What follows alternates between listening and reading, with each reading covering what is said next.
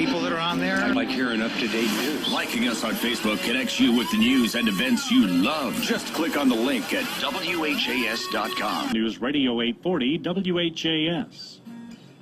It's tax time. You got your taxes done, Ted? No, not even started. Scott? No? All right. John DiLucci is here. And Mr. DiLucci, first of all, thank you, John. Tax expert, tax resolution specialist. So, how many people get scammed this time of year?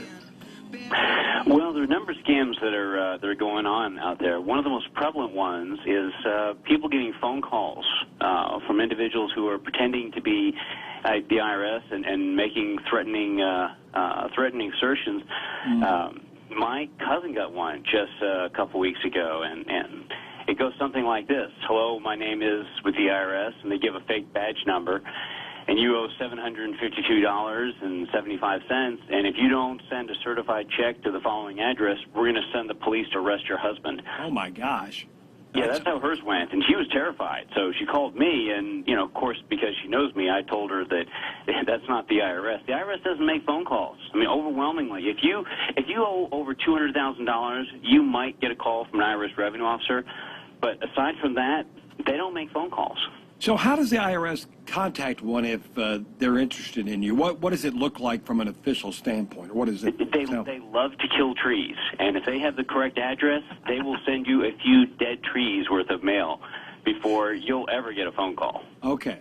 Just making sure. What are some other scams that people need to be careful of when it comes to your tax returns and whatnot?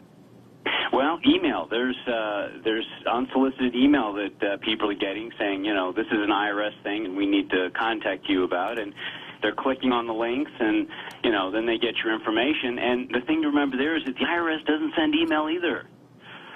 If you get an email from the IRS, guess what? It is not from the IRS. Because of sequestration, they can't update it. No, I'm just kidding. Well, there's that too. there is that part of it. As far as some of the changes in the tax code, what seemed to be the most confusing and or ominous for people this year, John?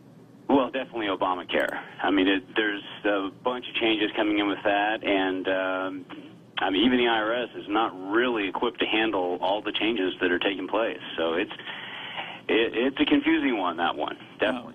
And it could be even more confusing next year because it, triples, if I'm not mistaken, if you don't have your health care this year?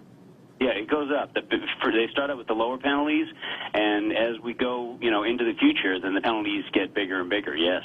Now, I don't know if you're familiar with the TurboTax issue that occurred here in Kentucky, but basically it was a problem for those who were trying to do estate tax. Have there been any issues with any of the online tax companies that you've heard? Not that I've heard yet, but you know, they're bound to happen, and you know, with regards to TurboTax, for the most part, I think that's like putting me in a Formula One race car.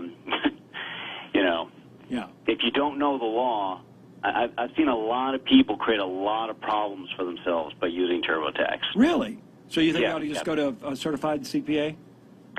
A CPA or an enrolled agent, either way, you want somebody who has passed an exam that says they know something about tax. And, yeah, that'd be my recommendation. All right, that's well said. John, appreciate your time this morning. Thank you so much. No, my pleasure. Thank you, Tony. All right, it's 11 minutes after the hour here at News Radio 840 WHAS.